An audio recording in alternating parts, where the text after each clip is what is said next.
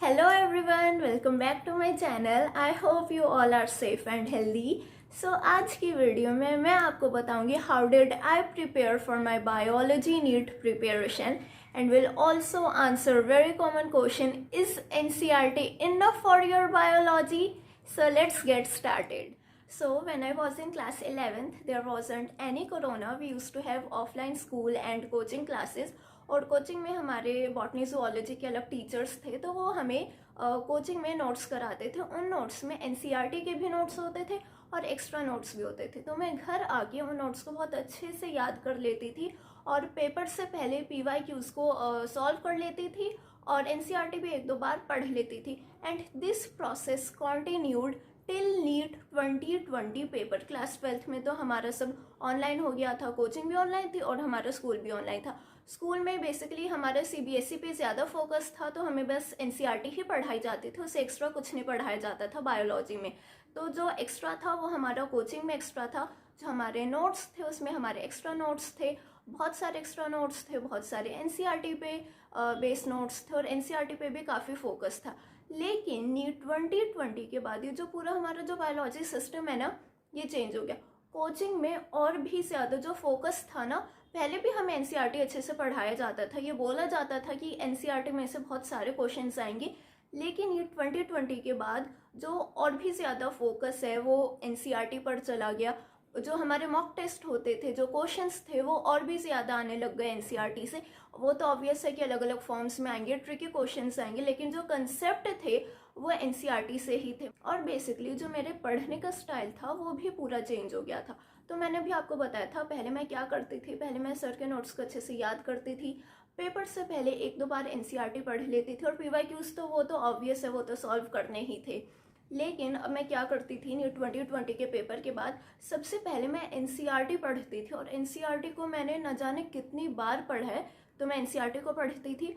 उसके बाद मैं एनसीईआरटी बेस्ड क्वेश्चंस को सॉल्व करती थी. तो क्वेश्चंस के लिए मैंने ये बुक ली थी, अरिहंत की है ये, मास्टर द एनसीईआरटी बायोलॉजी.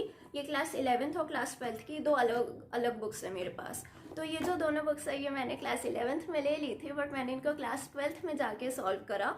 और in addition to these books मैंने एक साइट है neetprep.com, उस साइट में से भी मुझे काफ़ी सारे क्वेश्चंस प्रैक्टिस करने को मिले. एनसीईआरटी बेस्ड क्वेश्चंस को मेनली मैंने प्रैक्टिस करा. और जो मुझे लगता था कि एक्स्ट्रा क्वेश्चन है, डायरेक्ट क्वेश्चन है, एनसीईआरटी में नहीं है, तो उन क्वेश्चंस को मैं लीव कर देती थी. और ऐसे करते करते जो मेरी प्रैक्टिस है एनसीईआरटी की वो बहुत ज़्यादा हो गई. अब अगर मैं आपके क्वेश्चन का आंसर करूँ, is NCERT enough? So yes, NCERT is enough for your theory. अगर आपको कोई भी चीज़ पढ़नी है, कोई भी कंसेप्ट, कोई भी टॉपिक, कोई भी चैप्टर, एनसीईआरटी उठाओ और अच्छे से रट लो. एनसीईआरटी के अलावा कोई बुक नहीं है. लेकिन अब अगर पूछोगे कि अरे एनसीईआरटी पढ़नी है, क्वेश्चंस कहाँ से प्रैक्टिस करने हैं, तो वो तो ऑब्वियस है कि एनसीईआरटी में क्वेश्चंस है नहीं प्रैक्टिस के लिए.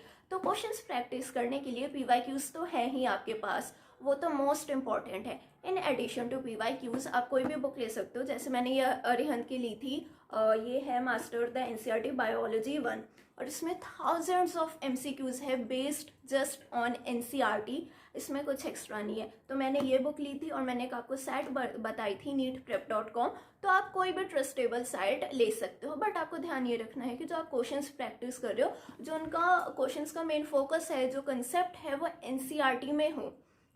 ठीक है. अगर आप नीट 2021 का भी पेपर उठाओगे तो आपको एक ही क्वेश्चन मिलेगा, और वो एक क्वेश्चन कौन सा था कि जो स्पर्म रिसेप्टर्स होते हैं वो मैमल्स में वो कौन सी लेयर में प्रेजेंट होते हैं, जिसका आंसर है हमारा जोना पेलुसिडा. तो ये क्वेश्चन मुझे ऐसा लगता है बस एक यही क्वेश्चन आउट ऑफ एनसीईआरटी था, क्योंकि ये ऑब्वियसली ये चीज़ जब तक आपने नहीं पढ़ी होगी आप तब तक इस क्वेश्चन को आंसर नहीं कर सकते थे. तो एक यही क्वेश्चन था जो आउट ऑफ एनसीईआरटी था, और बाकी सारे क्वेश्चंस का जो कंसेप्ट था वो एनसीईआरटी में से था. ऑब्वियसली जो क्वेश्चंस है वो मॉडिफाई होके आएंगे. बहुत सारे questions as it is asked from NCERT थे, मतलब एज इट इज उन्होंने लाइन उठाई थी और एज इट इज ऑप्शंस हमें रख दिए थे.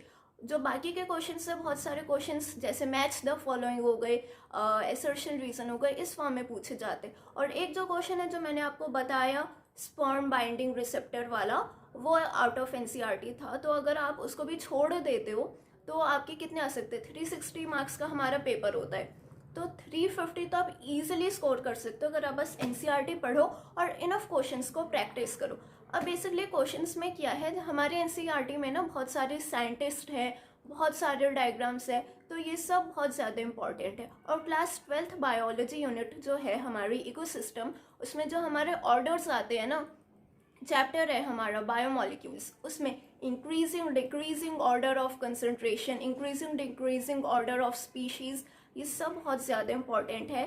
ठीक है, ये ऑर्डर्स याद रखने हैं। बेसिकली वैल्यूज आप ना भी याद रखो तो भी चलेगा, लेकिन आपको ऑर्डर पता होना चाहिए कि कौन सा एलिमेंट ह्यूमन बॉडी में सबसे ज़्यादा प्रेजेंट है, कौन सा लीस्ट प्रेजेंट है, या मैमल्स कौन सी स्पीशीज सबसे ज़्यादा प्रेजेंट है, तो आपको ऐसे पता होना चाहिए।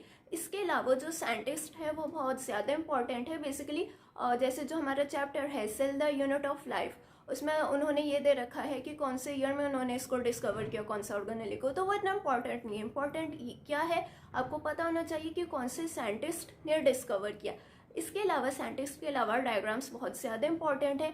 जो बच्चे सीबीएसई के लिए तैयारी कर रहे हैं वो तो बेसिकली डायग्राम्स को प्रैक्टिस करते ही हैं, और जो नीट के लिए प्रिपेयर कर रहे हैं उनके लिए भी डायग्राम्स उतने ही इंपॉर्टेंट है, क्योंकि लेबलिंग के फॉर्म में आ सकता है। कैसे आएगा कि आपको कोई भी डायग्राम दे दिया जाएगा, सपोज हमें एनिमल सेल का डायग्राम दे दिया और किसी एक ऑर्गेनेल को उन्होंने लेबल कर दिया ए पार्ट। अब उस ए पार्ट के रिगार्डिंग ऑप्शंस आएंगे कि इस ऑर्गेनेल के क्या क्या फंक्शन है और आपको आइडेंटिफाई करना होगा। तो इस फॉर्म में डायग्राम्स आ सकते हैं, बहुत ज़्यादा इंपॉर्टेंट है। और साइंटिस्ट की तो पूरी लिस्ट ही मैंने अपना टेलीग्राम चैनल स्टडी विद चहक में अपलोड कर दिया है। और उसके अलावा बहुत सारे अमेजिंग नोट्स अगर आपने चेकआउट नहीं करा है, so the link will be in the description box, तो आप चेकआउट कर सकते हो। तो अगर मैं अब आंसर करूँ, खैर मैंने पहले भी किया था, बट अगर मैं आंसर करूँ, is NCERT enough? Yes, it is purely enough. मुझे समझ नहीं आता कि एनसीईआरटी के अलावा बायोलॉजी की कौन सी बुक है, ऐसे कौन सी बुक है जिसमें से बाहर से क्वेश्चंस आएंगे। बाहर से इतने क्वेश्चन नहीं आएंगे। इससे बेटर कि आप बाहर से क्वेश्चन करो और कंफ्यूज हो जाओ, अरे ये क्या है, कंफ्यूज होने की ज़रूरत नहीं है। इट्स बेटर कि आप एनसीईआरटी को पढ़ो और क्वेश्चंस को प्रैक्टिस करो, क्योंकि बहुत बार बच्चों को लगता है मैं एक्स्ट्रा तो पढ़ नहीं रही कुछ, हम तो एनसीईआरटी पढ़ रहे हैं, पढ़ना is enough. No, reading is not enough, practising questions is more important than reading. तो इसलिए मैं कह रही हूँ कि बहुत सारे क्वेश्चंस को सॉल्व करो, एनसीईआरटी बेस्ड क्वेश्चंस को सॉल्व करना है। अब बोलो अरे दीदी ने बोला था कि क्वेश्चंस को करो, कोई भी क्वेश्चन उठा के कर लो, ऐसा नहीं है। ये तो पता चल ही जाता है कि एनसीईआरटी बेस्ड क्वेश्चन है या आउट ऑफ एनसीईआरटी है। तो जैसे मैंने अरिहंत की ली थी, मैंने 11th में ली थी, लेकिन जब मुझे मतलब 12th में आके जैसे ज़्यादा रियलाइज़ हुआ नीट 2020 के बाद कि अरे एनसीईआरटी तो इतनी ज़्यादा इंपॉर्टेंट है। और जब मैं नीट 2021 में ना बायोलॉजी अटेम्प्ट करी थी, तो मेरे को ऐसा लग रहा था अरे यार हर एक क्वेश्चन ही एनसीईआरटी से है। फिर मेरे को जाके मिला अरे क्वेश्चन आउट ऑफ एनसीईआरटी है कोई नहीं, बट सारे क्वेश्चंस एनसीईआरटी में से थे। और इसके अलावा पीवाईक्यूज तो आपको हर जगह मिल सकते हैं। पीवाईक्यूज मैंने एमटीजी की बुक ली थी 32 years past, chapter wise solution, तो मैंने उस बुक से सॉल्व करे थे क्वेश्चंस को, पीवाईक्यूज को। तो पीवाईक्यूज तो ऑनलाइन ऑफलाइन आपको कहीं भी मिल सकता है। ठीक है, तो ये थी बायोलॉजी के लिए कि मैंने कैसे प्रिपेयर किया था। क्लास 11th में पहले मैं एक्स्ट्रा थोड़ा ज़्यादा जाती थी, क्लास 12th में नीट 2020 स्पेशली, उसके बाद मैंने एनसीईआरटी पे इतना ज़्यादा फोकस किया। मैं जो क्वेश्चंस करती थी पहले ये देखती थी ये एनसीईआरटी में से है या नहीं, एनसीईआरटी में से है तो मैं तभी सॉल्व करूँगी। और इसके अलावा पीवाईक्यूज तो बहुत ज़्यादा इंपॉर्टेंट है। और ये था कि मैंने कैसे प्रिपेयर किया और क्या आपके लिए एनसीईआरटी इनफ है, तो इसका आंसर भी आपको मैं वीडियो में बहुत बार दे चुकी हूँ। Yes, NCERT is enough. तो अगली बार अगर आप सोचो कि नहीं मुझे एक्स्ट्रा बुक खरीदनी है, तो एक्स्ट्रा बुक की ज़रूरत नहीं है। ज़रूरत है आपको क्वेश्चंस की, क्वेश्चंस प्रैक्टिस करने की। क्वेश्चंस मैंने बताया कैसे होने चाहिए, क्वेश्चंस हमारे एनसीईआरटी बेस्ड होने चाहिए। ठीक है, क्वेश्चंस के अलावा कोशिश करो कि जो अगर आप कोई बुक कर रहे हो, किसी साइट से कर रहे हो, तो उसमें डायग्राम्स भी इंक्लूडेड हो, क्योंकि डायग्राम्स के आने के चांसेस बहुत ज़्यादा होते हैं।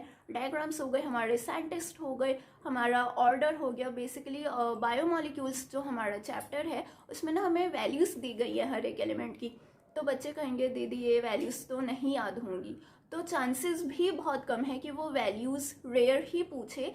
क्या इंपॉर्टेंट है कि आपको पता होना चाहिए कि कार्बन ज़्यादा है, ऑक्सीजन ज़्यादा है ह्यूमन बॉडी में या अर्थ में, तो आपको ना ये ऑर्डर याद होना चाहिए। और इसके अलावा बाकी सब तो मैंने आपको बता ही दिया है। एनसीईआरटी है, क्वेश्चंस प्रैक्टिस करने हैं, PYQs तो मस्ट ही है, क्योंकि as a NEET aspirant you are expected कि जो PYQs है, और PYQs अगर आपको एक्स्ट्रा PYQs मिलते हैं ना, क्योंकि पहले ना extra out of NCERT PYQs बहुत सारे आते थे, तो इट्स इम्पॉर्टेंट कि वो भी एक बार आप पढ़ लो, सॉल्व कर लो, क्योंकि उनके चांसेस ज़्यादा होते हैं, क्योंकि वो एक्सपेक्ट करता है एज अ नीट एस्पिरेंट आपने PYQs को सॉल्व करा है, और PYQs को अगर आपने सॉल्व करा है तो उन क्वेश्चंस जो आउट ऑफ NCERT है वो भी आपको पता होने चाहिए। तो जो हमारे आउट ऑफ NCERT PYQs है उनको भी आप पढ़ लेना, कंफ्यूज नहीं होना। तो गाइस ये थी मेरी आज की वीडियो के लिए।